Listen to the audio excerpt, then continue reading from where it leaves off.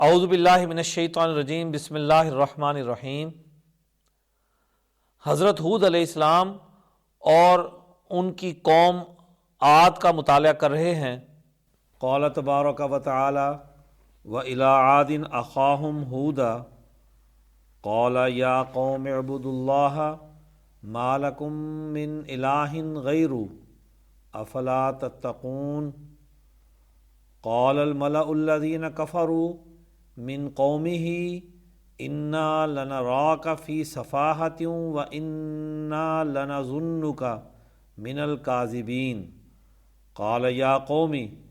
ليس بي سفاهة ولكني رسول من رب العالمين أبلغكم رسالات ربي وأنا لكم ناصح أمين أوعجبتم أن جاءكم ذكر من ربكم علی رجل منکم لینذرکم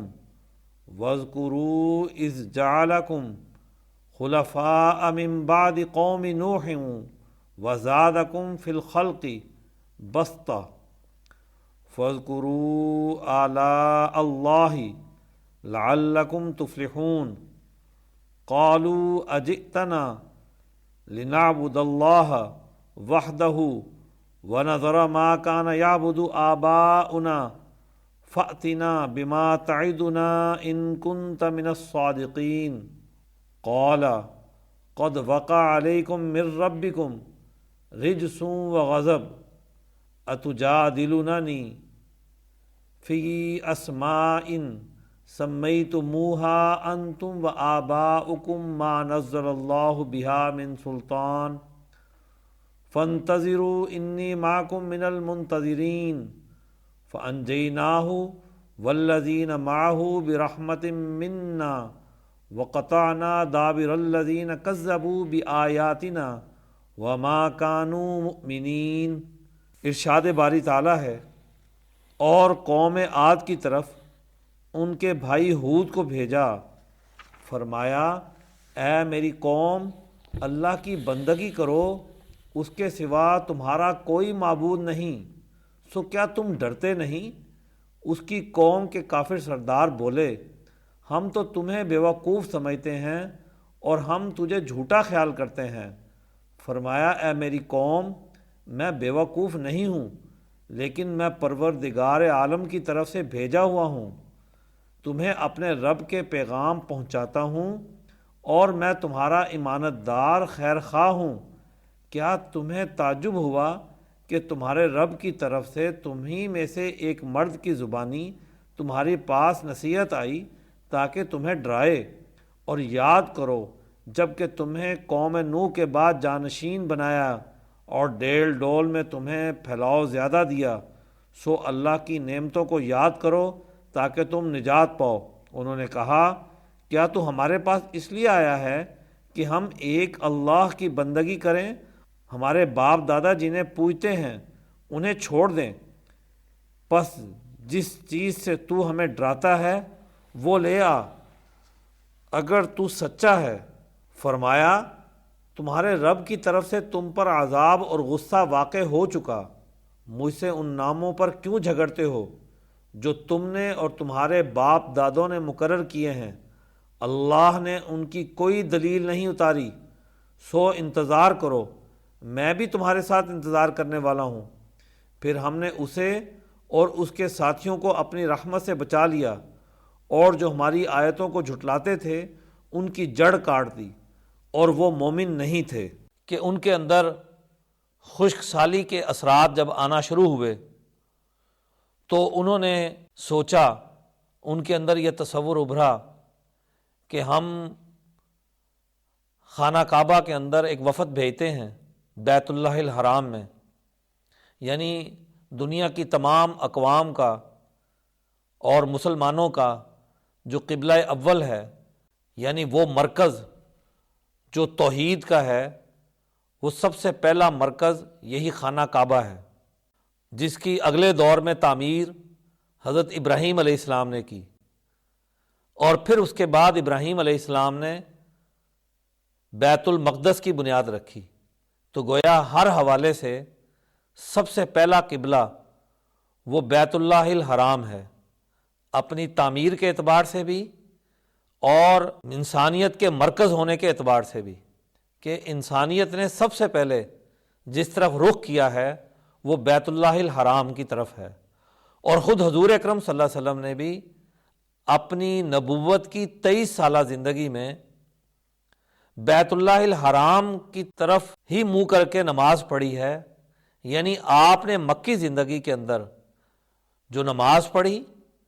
اور جو طواف کیا وہ خانہ کعبہ کا ہی کیا، اور اس کے بعد جب آپ مدینہ تشریف لے گئے تو پھر آپ نے یہود کو دعوت دینے کی حکمت کے تحت اور جو مدینہ کے اشراف ان کے نیک لوگوں کے اندر جو تصور تھا جس کعبے کا، وہ بیت المقدس کا ہی تھا،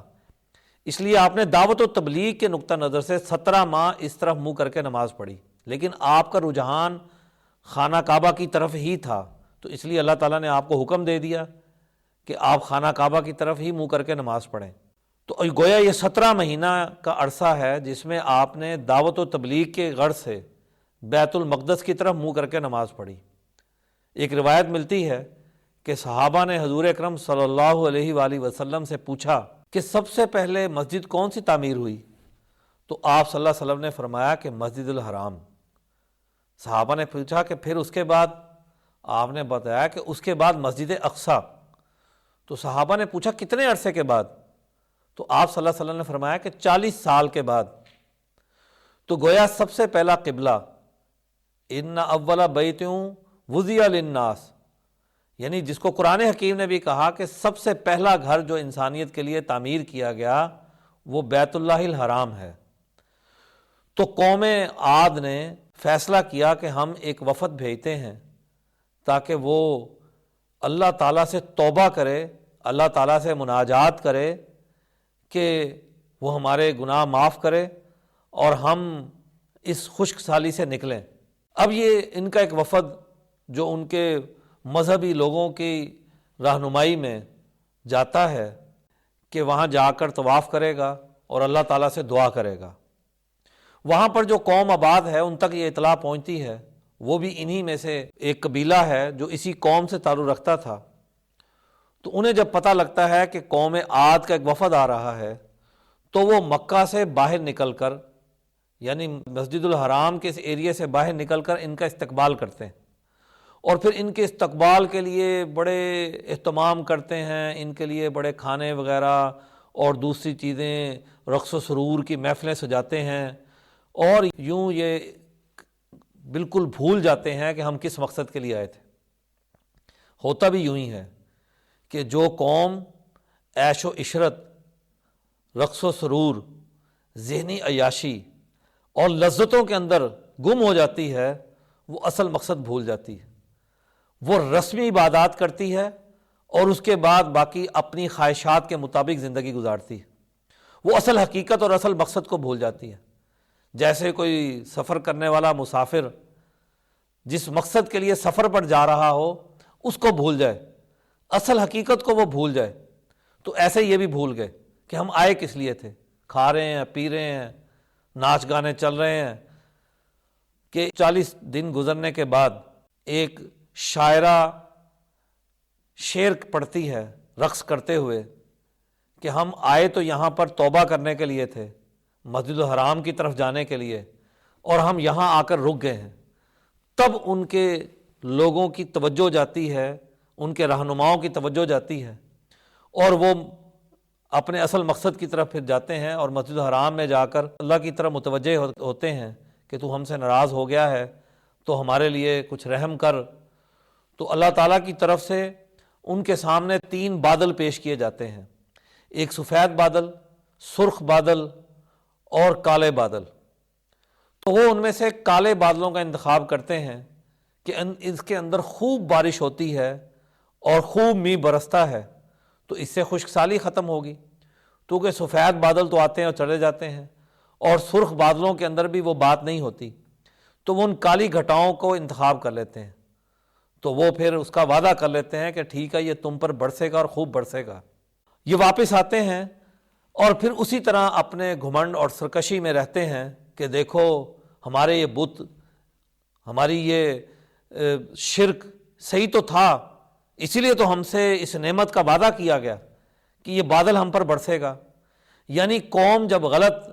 رستہ اختیار کر لیتی ہے تو وہ اپنی ان غلط اعمالیوں کو ہی حقیقت سمجھتی ہے۔ ظاہری بات ہے کہ اللہ تعالیٰ تو اپنے انسانوں پر رحمت کرتے ہی کرتے ہیں، اللہ تعالیٰ کے انعامات تو اس طرح ہوتے ہیں کہ یہ انسانیت محفوظ رہے، لیکن جب انسانیت غلط رستے پر ہوتی ہے تو وہ اپنی ان غلطیوں کی وجہ سے وہ عذاب کو بھی نہیں سمجھ پاتی کہ کیا عذاب ہوگا۔ تو اب وہ وہاں پر دوبارہ وہ یہ سمجھتے ہیں کہ یہ جو ہم سے وعدہ کیا گیا ہے کہ یہ بادل تم پر برسے گا، تو یہ ہمارے بتوں کی وجہ سے تو کیا گیا ہے، بالکل ایسے ہی جیسے ابرہہ لشکر لے کر آیا اور پھر ان کو ان پرندوں سے مدد پہنچائی گئی جنہوں نے ان پر پتھر برسائے، تو مکہ والے کہنے لگے کہ یہ دیکھو ہم نے جو 360 بت رکھے ہوئے ہیں تو انہی کی برکت سے تو ہماری بچت ہوئی ہے، اور اسی وجہ سے انہوں نے حضور اکرم صلی اللہ علیہ وسلم کی بھی مخالفت کی تھی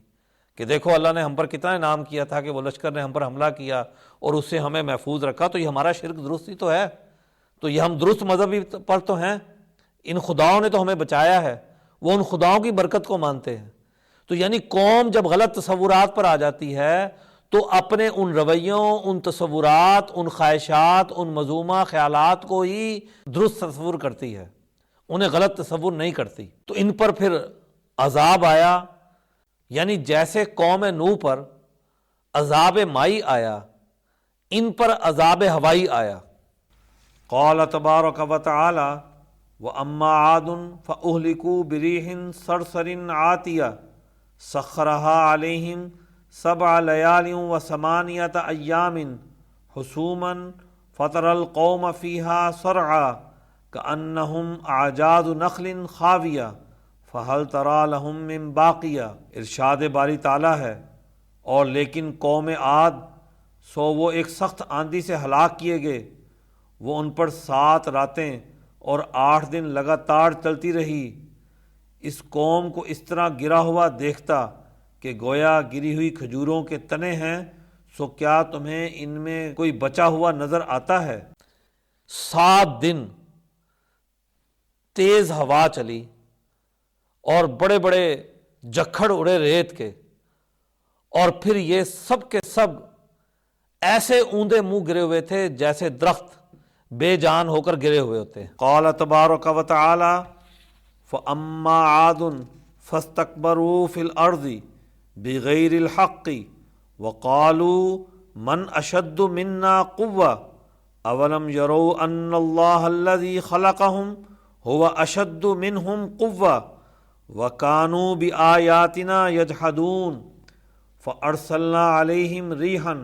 صَرْصَرًا فِي أَيَّامٍ نَحِسَاتٍ لِنُذِيقَهُمْ عَذَابَ الْخِزْيِ فِي الْحَيَاةِ الدُّنْيَا وَلَعَذَابُ الْآخِرَةِ أَخْزَىٰ وَهُمْ لَا يُنصَرُونَ۔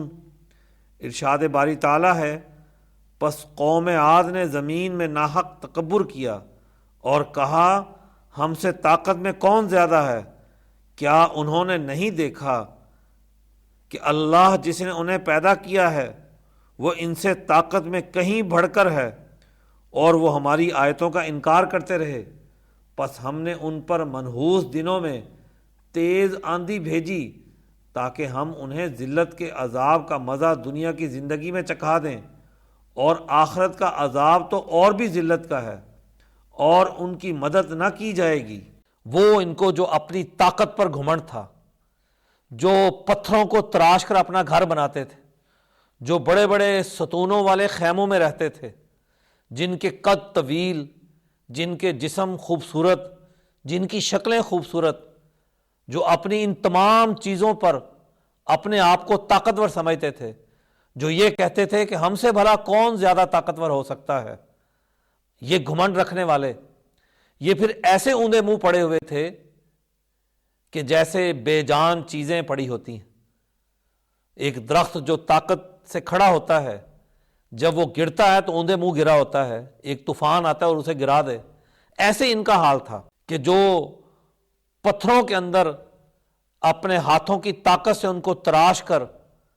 زبردست ستون بناتے تھے، تراش خراش کے ماہر تھے،